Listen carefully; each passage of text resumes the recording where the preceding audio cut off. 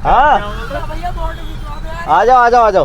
कितनी दूर से फॉलो कर रहे थे? कम से कम 4 किलोमीटर है। क्या कमाल का व्यू। ओ भाई ये ऐसा लग रहा है जैसे हम रेस में जा रहे हैं। 160 पे हम चल रहे हैं भाई। कैसा लग रहा है? किसी को अटैक आ जाएगा। आज पहली बार BYD में बैठा, मतलब रिकमेंडेड है बाइक के लिए। 10% बैटरी लास्ट की रह गई है। ऐसा लगता है आप किसी गाड़ी में नहीं, एक ग्लास के छोटे मोटे घर में बैठे हो। 1% बैटरी और मैं 100 पे चल रहा हूँ इस वक्त। दोस्तों ये है BYD की सील इलेक्ट्रिक सेडान, जो कि इंडिया की फास्टेस्ट EV सेडान में से एक है, जिसका हम करने वाले हैं रियल वर्ल्ड रेंज टेस्ट। बहुत सारे लोग इस गाड़ी को ना टेस्ला से कंपेयर करते हैं परफॉर्मेंस के मामले में, क्योंकि ये जो गाड़ी है ये 3.8 सेकंड में 0 से 100 पहुंच जाती है। और यही वजह है कि ये जो टॉप मॉडल है परफॉर्मेंस वेरिएंट, उसमें पीछे आपको 3.8 SB लिखा दिख जाता है। नमस्कार दोस्तों, मेरा नाम है विशाल अहलावत और ये मेरे साथ में है BYD सील का परफॉर्मेंस वेरिएंट। लेकिन क्या ये वेरिएंट सिर्फ परफॉर्मेंस देता है या रेंज भी अच्छी दे पाएगा, वही हम टेस्ट करने वाले हैं। तो आइए जानते हैं ये गाड़ी कितना देती है। देखो लुक्स के बारे में आपको मोटा मोटा आइडिया दे देता हूँ। इसका जो डिज़ाइन है ना, या लुक कह लीजिए, वो एकदम स्पोर्टी जो सेडान होती है उसके जैसा रहने वाला है। इसमें आपको 20 इंच के व्हील मिल जाएंगे, आपको फ्लश स्टाइल वाले डोर हैंडल मिल जाएंगे, इंटीरियर में ऑल ब्लैक इंटीरियर मिलेगा और मैसिव ग्लास रूफ मिलने वाला है। कुल मिलाकर ये गाड़ी दिखने में ऐसी है कि लोग इसको पलट कर ज़रूर देखते हैं। इंफोटेनमेंट की बात करोगे तो आपको 15.6 इंच का ये बड़ा सा एक TV जैसा डिस्प्ले मिल जाएगा। और ख़ास बात है कि BYD की हर एक गाड़ी की तरह ये डिस्प्ले भी रोटेट हो जाता है, तो ये काफ़ी फैंसी सा फीचर है। हालांकि उतना यूज़फुल मुझे नहीं लगता, लेकिन दिखाने में मज़ा आता है। और बूट स्पेस की बात करोगे तो इलेक्ट्रिक बूट ओपनिंग है और 400 लीटर का पीछे बूट स्पेस मिल जाएगा, काफ़ी ज़्यादा अंदर तक गहरा है। और आगे भी आपको 50 लीटर की फ्रंट स्टोरेज दी गई है। ये दोनों ही स्टोरेज काफ़ी ज़्यादा प्रैक्टिकल है और इसमें काफ़ी सामान आपकी फैमिली का इजीली आ जाने वाला है। अब देखो डायमेंशंस की भी बात कर लेता हूँ। लेंथ है 4800 mm, जो चौड़ाई है वो 1875 mm है और जो हाइट है वो सिर्फ 1460 mm की रहने वाली है। व्हील बेस काफ़ी ज़्यादा बड़ा है, 2920 mm का, यानी अंदर काफ़ी ज़्यादा स्पेस मिलेगा। लेकिन एक चीज़ जो कि बहुत ही ज़्यादा कम मिलेगी वो है इसका ग्राउंड क्लियरेंस, सिर्फ 145 mm का। यानी आपको इसे चलाते हुए काफ़ी ज़्यादा केयर करनी पड़ेगी, काफ़ी ध्यान से इसको ब्रेकर्स पे निकालना पड़ेगा। हम अपनी टेस्टिंग में भी देखेंगे कि क्या कहीं ये टच होती है या फिर नहीं। गाड़ी अब हम चलाकर देखेंगे, इसका रेंज टेस्ट करेंगे। और सबसे पहले हमें ये बटन दबाना होगा ब्रेक पे पाँव रख के, और उसके बाद जो ये ग्राफिक्स निकल के आते हैं बहुत ही प्यारे लगते हैं दोनों डिस्प्ले में। अगर इसका ट्रिप मीटर पे आपको जाना है ना, उसके लिए स्टीयरिंग में कोई बटन नहीं दिया गया। मुझे काफ़ी समय लगा ये पता करने में कि इसका ट्रिप मीटर वगैरह कहाँ से चेंज होता है या कहाँ से रीसेट कर सकते हैं। तो ये जो इंडिकेटर का बटन है, यहाँ पर एक बटन दिया गया है, उसको प्रेस करने से यहाँ देखेंगे ऑडोमीटर दिख रहा होगा 7345।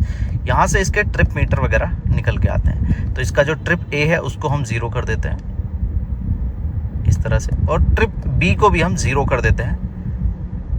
और ओडोमीटर आपको दिख रहा होगा 7345, यहाँ पर इसका ओडोमीटर किलोमीटर चल चुका है। गाड़ी हम चलाने लगे हैं और ड्राइविंग एक्सपीरियंस से पहले मैं इस गाड़ी के वेरिएंट के बारे में आपको बताना चाहूँगा। 3 वेरिएंट आते हैं और जो बेस वेरिएंट है इसका, जो कि काफ़ी किफ़ायती भी है, उसमें आपको बैटरी पैक भी थोड़ा छोटा मिलेगा बाकी वेरिएंट के मुकाबले, और परफॉर्मेंस भी थोड़ी सी कम मिलने वाली है। उसमें आपको 61 kWh का बैटरी पैक है, जो कि रेंज जो क्लेम करता है वो 510 किलोमीटर की रेंज क्लेम की गई है। दूसरा जो बैटरी पैक है वो है 82 किलोवाट का, और बाकी जो दोनों वेरिएंट हैं उनमें आपको 82 किलोवाट का ही बैटरी पैक मिलने वाला है। लेकिन परफॉर्मेंस और रेंज में डिफरेंस आ जाता है। मिड वेरिएंट में जो आपको रेंज क्लेम की गई है वो की गई है 650 किलोमीटर की। वहीं ये वाला जो वेरिएंट हम चला रहे हैं, परफॉर्मेंस जिसका नाम है, उसमें आपको जो रेंज क्लेम की गई है वो 580 किलोमीटर की क्लेम की गई है। लेकिन परफॉर्मेंस की अगर हम बात करें तो भाई 3.8 सेकंड में 100 की स्पीड पे जाने की दावा करती है ये गाड़ी, और वो दावा काफ़ी हद तक सच साबित होता भी हमें नज़र आता है। आप देख रहे होंगे हम दिल्ली के जो भयंकर वाला ट्रैफिक होता है ना, बिल्कुल ट्रैफिक जाम जिसको बोल देते हैं, उसमें चला रहे हैं। और काफ़ी बड़ा साइज़ होने के बाद भी हमें कहीं ऐसा नहीं लग रहा कि कहीं विजिबिलिटी की कोई प्रॉब्लम है या गाड़ी टच होने का खतरा है। ऐसी कोई भी प्रॉब्लम हमें इस गाड़ी के साथ लग नहीं रही है, इतने भयंकर ट्रैफिक में भी। और फिर भी अगर आपको थोड़ा भी डाउट है तो आपको बस एक बटन दबाना है स्टीयरिंग व्हील पर, ये जो बटन दिया गया है, और इसका ये 360 डिग्री कैमरा ऑन हो जाता है, जो आपकी काफ़ी हेल्प करने वाला है। चाहे आप फ्रंट का व्यू देखें या फिर रियर का, आपको यहाँ पर गाइडलाइंस मिलने वाली हैं।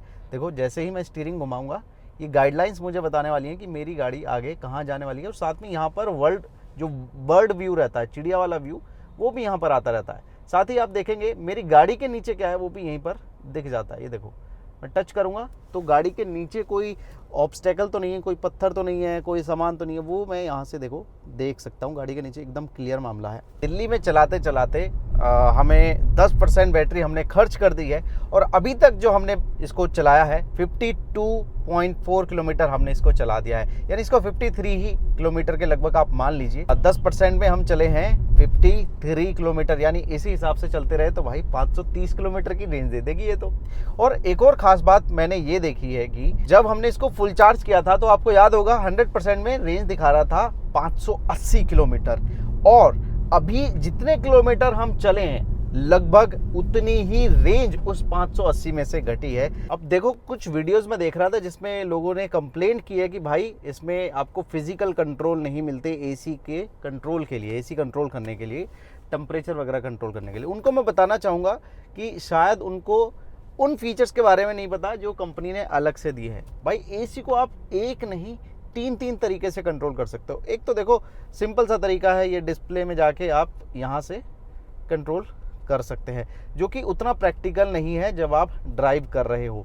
एक तरीका तो ये हो गया। दूसरा तरीका जो कि बहुत सिंपल है, आपको ये 3 फिंगर लेनी है और इसको ऐसे कर देना है। यहाँ पर आ गई है इसकी फैन स्पीड, यहीं से मैं बिना नज़र हटाए फैन स्पीड को कम या ज़्यादा कर सकता हूँ। अब बात आई टेम्परेचर की, तो मुझे ये 3 फिंगर ऐसे कर देनी है और मैं उसी फिंगर से इसके टेम्परेचर को कंट्रोल कर सकता हूँ। दूसरा तरीका कितना ज़्यादा स्मार्ट है। उसके बाद भी अगर आपको ये भी डिस्टर्बिंग लग रहा है तो सिंपली आपको इस डिस्प्ले में देखना है, मैं एक बटन दबाऊंगा यहाँ पर, यहाँ देखो आप बहुत सारे ऑप्शन निकल के आ जाते हैं, उसी में से एक ऑप्शन है ये टेम्परेचर वाला। ये देखो आप, यहाँ से मैं टेम्परेचर को कम या ज़्यादा कर सकता हूँ। साथ ही अगले ऑप्शन में जाके मैं एसी के लेवल को भी कम या ज़्यादा कर सकता हूँ। और जब एसी की बात आई गई है ना, तो आपको एक बड़ी ज़बरदस्त चीज़ दिखाता हूँ जो आज तक मैंने किसी गाड़ी में नहीं देखी। देखो यहाँ एसी वेंट दिए गए हैं, लेकिन इनको एडजस्ट करने के लिए ना कोई ऐसे कोई टॉगल बटन नहीं दिया गया या कुछ दिया नहीं गया। भाई इसमें ना आप उसको यहाँ टच से एडजस्ट कर सकते हो। ये देखो अभी मैंने स्विंग मोड पे लगाए हुए हैं तो ऑलरेडी ये ऐसे ऐसे घूम रहे हैं, यहाँ ग्राफिक्स में दिख रहे होंगे। आप अपने हिसाब से भी इसको एडजस्ट कर सकते हो। मान लो ये मैं गया फोकस में और ऐसे ऐसे करूँगा ना, जिस साइड चाहूँ उस साइड इनका फ्लो मैं पहुँचा सकता हूँ। तो ये देखो कितना बढ़िया फीचर है, मैंने तो आज तक किसी गाड़ी में ऐसे देखा नहीं है। दोस्तों दिल्ली के ट्रैफिक में हम 85 किलोमीटर इसको चला चुके हैं और अब हमने तय किया कि नाइट में भी इसको ड्राइव करेंगे। अब यहाँ से क्या लोकेशन हमने सोची कि पराठे खाने चलते हैं मूर्थल पे, तो करीब 100 किलोमीटर आना 100 किलोमीटर जाना, 200 किलोमीटर हम वहाँ पर इसको यूज़ करने वाले हैं। देखते हैं नाइट में इसकी परफॉर्मेंस कैसी रहेगी, लाइटिंग वगैरह कैसी है, कितना मज़ा इसको चलाने में आने वाला है। और रात में इसको यूज़ करने की एक वजह ये भी थी कि रात में ये बड़ी खूबसूरत लगती है। पहले आगे से मैं दिखाना चाहूँगा, ये इसके हेडलैम्प कितने खूबसूरत हैं और ये DRL का जो डिज़ाइन है बहुत ही ज़बरदस्त है। और इससे भी बेहतरीन ये लगेगी पीछे आ जाओ, टेल लाइट का ये जो डिज़ाइन है ना भाई, ये मतलब पीछे से देखते ही दूर से कोई देखेगा तो बोलेगा कि हाँ कोई लग्जरी गाड़ी मेरे आसपास खड़ी है या निकल के मेरे सामने से जा रही है। अब बात करते हैं भाई नाइट में चला रहे हैं तो कैसा एक्सपीरियंस है। फिलहाल ईस्टर्न पेरिफेरल पे हैं और 90 की स्पीड हमने लगाई हुई है। तो अगर हाईवे पे आप चल ही रहे हैं तो सबसे बढ़िया चीज़ है इसमें जो ADAS दिया गया है उसका इस्तेमाल करो। तो अडेप्टिव क्रूज़ कंट्रोल का फीचर हम अभी यूज़ करेंगे। उसके लिए यहाँ स्टीयरिंग में एक बटन दिया गया है, उससे आप क्रूज़ कंट्रोल को कर लीजिए सेट। ये हमारा एक्टिवेट हो गया है और हमने लगा दी है इस पर 80 की स्पीड। 80 से थोड़ा और आगे चलते हैं, 85 पे हमने इसको लगा दिया है। अब चेक करेंगे कि रात में किस तरह से ये काम करता है, कितना सही तरीके से काम करता है। हमारी लेन में फ़िलहाल तो कोई व्हीकल नहीं है तो ये अपनी स्पीड पे आराम से पहुंच गया है। आप देख रहे होंगे 90 पे मैंने पहुंचा दिया तो 90 पे पहुंच गया, लेकिन सामने एक ट्रक है और अभी से इसने स्लो होना शुरू कर दिया है। हालांकि थोड़ा आगे तक जाता है, गैप को कम कर देता है, लेकिन स्लो होने का प्रोसेस थोड़ा पहले ही शुरू हो जाता है इसका। और रात में ना इसकी एक चीज़ और मैं दिखाना चाहूँगा, कैमरा की क्वालिटी। ये देखो आप, अभी रात में हम इस गाड़ी को चला रहे हैं और ये देखो आप क्या क्वालिटी इसमें आपको मिलती है। अलग अलग एंगल आप देख सकते हैं, दोनों साइड से देखना चाहते हैं या पीछे का व्यू देखना चाहते हैं, आगे का व्यू देखना चाहते हैं। चलती हुई गाड़ी में 3D व्यू, भाई मैं ये तो एक्सपेक्ट नहीं कर सकता। देखो क्या कमाल का व्यू, तो लोग कहते हैं ना चाइनीज़ प्रोडक्ट है, ऐसा है। भाई इसकी हर चीज़ में ना क्वालिटी आपको देखने को मिलेगी। ये परफॉर्मेंस वर्जन है, जिस वजह से इसमें क्या मिलती है, आपको परफॉर्मेंस मिलती है तगड़ी वाली। तो फिलहाल आप देख रहे होंगे इसमें अलग अलग ड्राइव मोड मिलते हैं। नॉर्मल, इको, स्पोर्ट्स मोड को थोड़ा चेंज करते हैं और थोड़ा सा कमाल देखा जाए। कैमरामैन भैया हमारे पीछे उड़ गए और पीछे वालों की क्या हालत है खुद देख लो। बच्चों के चिल्लाने की आवाज़ भाई पंजा रखती है। 150 पार कर दिया, 160 पे हम चल रहे हैं भाई। बच्चों कैसा लगा? अच्छा। 107 किलोमीटर हम ऑलरेडी क्लॉक कर चुके हैं। अभी तक जो बैटरी इस्तेमाल हुई है वो हुई है सिर्फ और सिर्फ 22%। अब आप अंदाज़ा लगा लो कि कितनी रेंज हमें मिलने वाली है। और इतनी स्पीड पे भी इसका कैमरा काम कर रहा है। इस चीज़ ने तो मेरा मतलब दिल खुश कर दिया।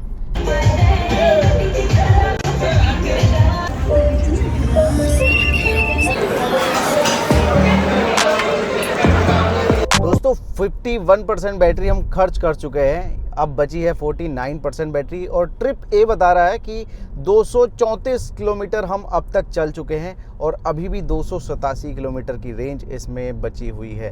भाई कुछ फ्रेंड्स वगैरह आ गए गाड़ी में, इनको एक्सपीरियंस कराते हैं कि इनको कैसी लग रही है। ये गियर डालने पे देखो कैसी आवाज़ आती है।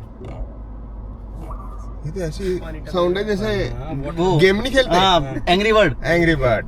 एक फीचर जो मैंने आज तक देखा नहीं किसी गाड़ी में, ये बटन दबा दो स्विंग का, अब ये खुद ऐसे ऐसे होते रहेंगे, ऑटोमेटिकली घूमते रहेंगे। मतलब और एक चीज और है इसमें, कैसा लग रहा है? ओ भाई, ये ऐसा लग रहा है जैसे हम रेस में जा रहे हैं। रेस हो रही है, किसी ने बूस्टर ऑन कर दी हो। ये फीचर तो अल्टीमेट था। जैसे वो नहीं स्प्लैश में नहीं जाते हम, एकदम वाटर स्लाइड। ये तो कैसा लग रहा है? किसी को अटैक आ जाएगा। ये भाई 3.8 सेकंड में पहुंच जाती है 100। 4 सेकंड से भी कम में। मुझे नहीं लगता ऐसा पिकअप किसी गाड़ी का है। हाँ जी, अल्टीमेट गाड़ी है। हाँ मतलब रिकमेंडेड है बाइक के लिए, है ना। मतलब इतना कंफर्ट, हाँ, इतना उसका पिकअप, हर एक चीज मतलब फीचर वाइज भी बेस्ट है। चाइना लोगों ने ऐसी नाम बदनाम कर रखा है। आज पहली बार BYD में बैठा, एक्सपीरियंस लिया, top notch car, build quality, comfort level of the seat, leg space, boot space, मतलब अमेजिंग। जो भी बैठेगा मैं कहता हूँ, मैं गारंटी लेता हूँ कि वो खुश हो जाएगा। क्या ये हम चलाते हुए अगर 200 की स्पीड पे चल रहे हो तो भी दिखेगा ना, क्लियर किसी को दिखता नहीं ना के साइड में। अब इसमें तुझे कहीं डाउट ही नहीं हो सकता कि कोई आ रहा नहीं आ रहा। जैसे बहुत सी गाड़ियों में रियर व्यू मिरर में दिखती ही नहीं आने वाली गाड़ियां। डिस्प्ले में अब दिखा रहा है कि 30% ही बैटरी बची है, यानी 70% बैटरी हम यूज कर चुके हैं और अभी तक हम 308 किलोमीटर चल चुके हैं। 172 किलोमीटर की रेंज अभी भी बचा हुआ दिखा रहा है, यानी इस हिसाब से 480 की रेंज अभी फिलहाल बन रही है। लेकिन लेट्स सी की फाइनल रेंज क्या निकल के आती है। जो पूरा रूफ है ना, उसमें ऑलमोस्ट ग्लास ही देखने को मिलेगा, लेकिन उस वजह से आपको धूप वाली परेशानी नहीं होती है। सूरज आपके सर के ऊपर भी होगा, फिर भी ज़्यादा धूप अंदर नहीं आती है, जिसकी वजह से कैबिन जो है वो ज़्यादा गर्म नहीं होता। और आपके जो हाथ जलने वाली प्रॉब्लम कुछ लोगों को डर रहता है कि इसमें आ सकती है, वो नहीं रहती है।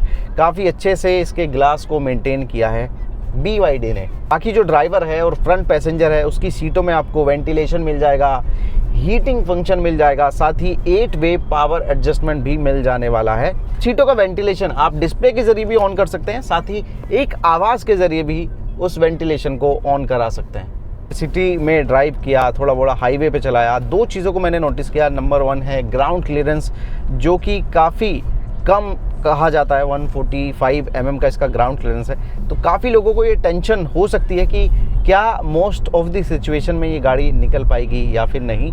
तो भाई मेरी ऑब्जर्वेशन में अधिकतर जगहों पे, अधिकतर ब्रेकर्स में या अधिकतर गड्ढों में ये गाड़ी निकल गई है। नहीं कहूँगा कि ईजिली निकल गई, बट हाँ आपको थोड़ा सा ध्यान से निकालनी पड़ती है, तब ये ईजिली निकल जाती है। अगर आपकी स्पीड थोड़ी तेज़ हुई तब इसके टच होने का पूरा खतरा रहने वाला है। दूसरी चीज़, टर्निंग रेडियस, गाड़ी काफ़ी ज़्यादा लंबी है, उस हिसाब से मैं डिसेंट टर्निंग रेडियस कहूँगा। मोस्ट ऑफ द सिचुएशन में एक नहीं तो 2 बार में ये घूम जाती है। मतलब टर्न तो आप इजीली ले सकते हैं, टर्न में नहीं, लेकिन आप छोटी स्पेस में अगर इसको पूरा घुमाना चाहते हैं तो आपको 1-2 बार में टर्न वो लेना पड़ेगा। तो भाई साहब पीछे वाली सीट पे हम आ गए हैं और आते ही सबसे पहला काम, सीट बेल्ट लगाओ और अपनी और दूसरों की जान बचाओ। तो पीछे हम आ गए हैं और पीछे बैठते ही भाई जो ज़बरदस्त फील आती है ना, क्योंकि ये ग्लास रूफ जो है जो पीछे तक फैला हुआ है, ऐसा लगता है आप किसी गाड़ी में नहीं, एक ग्लास के छोटे मोटे घर में बैठे हो, एक बंगले में बैठे हो। यहाँ पर एक शेड लगा हुआ था, वो मैंने अभी उतारा और तब मुझे रियलाइज़ हुआ कि सच में ये जो गाड़ी है पूरी, मतलब विंडसर को मैं समझता था कि बहुत बड़ा ग्लास एरिया है, पर ये तो विंडसर की भी बाप है, बहुत बड़ा ग्लास एरिया है। और वो भी शिकायत नहीं है कि ग्लास एरिया से आपको कोई प्रॉब्लम होगी, धूप ज़्यादा लगेगी, गर्मी लगेगी, कोई प्रॉब्लम नहीं होने वाली। और रियर सीट की बात कर लेते हैं, जिसके पर्पज़ से मैं पीछे आया हूँ। तो विजिबिलिटी मैंने आपको बता दी, बहुत ही ज़्यादा शानदार है, बहुत अच्छे ग्लास एरिया आपको मिल जाएंगे और लेग रूम भर भर के इसमें मिलने वाला है। तो अगर कोई लंबी हाइट का भी बंदा है ना, 6 फीट या उससे भी बड़ा, वो पूरे पाँव फैला देगा, उसके बाद भी उसको ऐसा नहीं लगेगा कि लेग रूम में कोई भी कसर बाकी है। हेडरूम पे आते हैं। अगर आप बिल्कुल ऐसे स्ट्रेट बैठोगे और आप ज़्यादा हाइट के हैं, तब आपको हल्का झटके लगने पे लग सकता है कि यार मेरा सर ना लग जाए इससे, क्योंकि बहुत ज़्यादा स्पेस बच नहीं जाता है। लेकिन अगर आप रिलैक्स होके बैठेंगे ऐसे जैसे मैं अभी बैठा हूँ, तब भाई कितने भी झटके लगे, कितना भी उछाल आए गाड़ी में, आपको पर्याप्त हेडरूम भी मिल जाने वाला है। तो ये उन गाड़ियों में से जिसमें 3 लोग इजीली बैठ के लंबे सफ़र पे जा सकते हैं। सेफ्टी के लिए 9 एयर बैग्स दिए गए हैं, कोई कोना बचा नहीं होगा जहाँ पे एयर बैग ना होगा।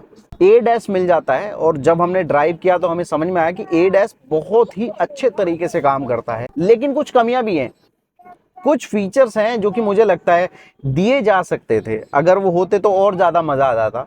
अगर मैं रियर सीट की बात करूं तो यहाँ पर भाई रियर में सनशेड मिल जाती तो बढ़िया था, भले ही इलेक्ट्रिक ना देते, मैनुअल वाला दे देते तो मज़ा आ जाता। दूसरा फीचर, इसमें अगर सेल्फ पार्किंग का फीचर होता तो भी बहुत अच्छा रहता, क्योंकि जिस हिसाब से गाड़ी लेंथ में काफ़ी बड़ी है तो पार्किंग में कई बार आपको थोड़ी सी और मदद मिल जाती तो बढ़िया रहता। हालांकि जो इसका 360 डिग्री कैमरा है ना, वो बहुत ज़्यादा मदद करता है।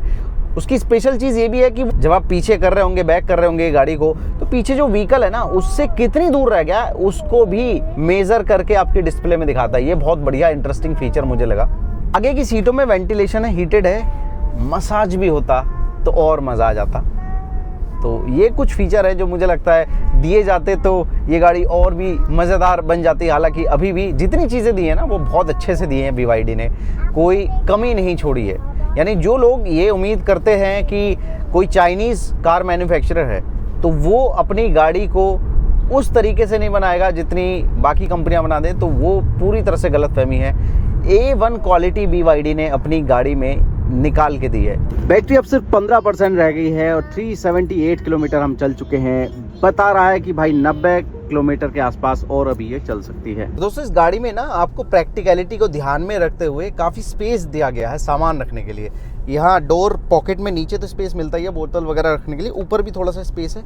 और यहाँ आप साइड में देखेंगे, आप अपने फ़ोन रख दो वायरलेस चार्जिंग पे।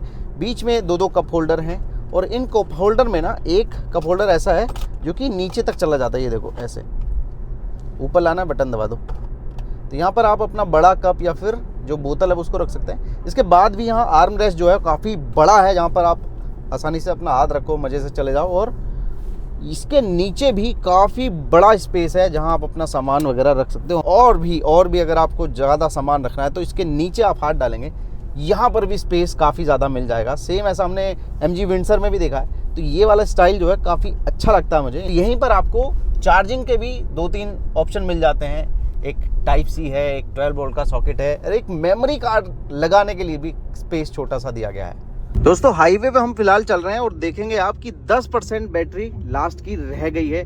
अभी दिखा रहा है कि 60 किलोमीटर रेंज इसमें हमें मिल जाएगी, और चार्जिंग का साइन भी डिस्प्ले पे बन के आ गया है, हल्का सा रेड साइन भी बन के आ गया है। कुछ गाड़ियों में क्या होता है, जैसे ही बैटरी 5% के नीचे जाती है तो परफॉर्मेंस घट जाती है, AC बंद हो जाता है और एक अलग मोड में चली जाती है और लगातार इंडिकेशन आता है। कई गाड़ियां तो आवाज़ भी करने लगती हैं 5% से नीचे जाके। लेकिन यहाँ मैं दिखाना चाहूँगा, आप दिखाइए, 5% बैटरी हो चुकी है। अब जो है रेंज जो दिखनी है वो बंद हो चुकी है, कि कितनी चलेगी वो तो दिखना बंद हो गया है। हालांकि परफॉर्मेंस की अगर मैं बात करूं, अभी भी आपको उसी लेवल की परफॉर्मेंस मिल रही है। मैं 95 पे पहुंच चुका हूं और मुझे उम्मीद है 100 से ऊपर भी ये इजीली चली जाएगी। तो परफॉर्मेंस में मुझे कोई अंतर नज़र नहीं आया और एसी भी लगातार अभी भी उसी तरह से काम कर रहा है जैसे पहले काम कर रहा था। हाँ, आ जाओ आ जाओ आ जाओ। भाई को फोटो खिंचवाना है। भाई बहुत दूर से बाइक चला के लाए हैं। भाई को बताओ कैसी लग रही गाड़ी? भाई एक नंबर भैया। भाई गाड़ी कितनी दूर से फॉलो कर रहे थे? कम से कम 4 किलोमीटर है। भैया को लाइक करें, सब्सक्राइब करें। भाई का नाम क्या है? मेरा नाम हिमांशु। कहाँ से हो? हम सिम्बावली मिल। भाई ये वाले लोग हो। तो भाई लास्ट के 1% बैटरी रह गई है, जैसा कि आप देख रहे होंगे, ये देखो, है ना। तो देखते हैं कि क्या 1% बैटरी में भी ये गाड़ी 100 को टच कर पाएगी। Let's see. अभी 60 पे हम चल रहे हैं, अभी भी मुझे वही पावर मिल रही है जो कि मैंने 100 पे देखी थी। 1% बैटरी और मैं 100 पे चल रहा हूँ इस वक्त। गजब यार, क्या परफॉर्मेंस है इस गाड़ी की। देख रहे होंगे आप, सामने है चार्जर और हमारी किस्मत देखो अब बची है इसमें 1% बैटरी। और कितनी चल गई है ये गाड़ी मैं दिखाना चाहूँगा। 490 किलोमीटर इस गाड़ी ने हमें चल के दिखाया है 99% बैटरी में। तो दोस्तों आपने देखा कि इस गाड़ी में 53 लाख रुपीज़ में जो चीज़ें मिल रही हैं वो काफ़ी ज़्यादा बेहतरीन है। जैसे कि सुपर कार जैसा एक्सेलरेशन मिल रहा है, सेडान वाला कंफर्ट मिल रहा है और जो रियल वर्ल्ड रेंज है ना वो भी काफ़ी अच्छी खासी इसमें मिल रही है। यानी सिटी हो या हाईवे हो, दोनों ही तरह की कंडीशन में ये one of the best EV sedan रहने वाली है। हालांकि अगर आपको ज़्यादा बेटर रेंज चाहिए, जो कि ईवी में हर कोई चाहता है, तो मेरे ख्याल से जो इसका मिड वाला वेरिएंट है ना वो ज़्यादा वैल्यू फॉर मनी रहेगा और वो ज़्यादा मेरे ख्याल से सेंस बना रहा है इंडियन कंडीशन में, क्योंकि ऐसी रोड्स है नहीं जहाँ पर आप ज़्यादा इसके एक्सीलरेशन का इस्तेमाल कर पाएंगे। तो ये वीडियो कैसा लगा, हमारा रेंज टेस्ट कैसा लगा है, एक बार हमें कमेंट में बता देना। और भाई बहुत मेहनत लगती है इस रेंज टेस्ट को करने में, तो एक लाइक कर देंगे तो हमारा ना हौसला बढ़ जाएगा, बाकी कुछ नहीं है। थैंक यू सो मच ये वीडियो देखने के लिए।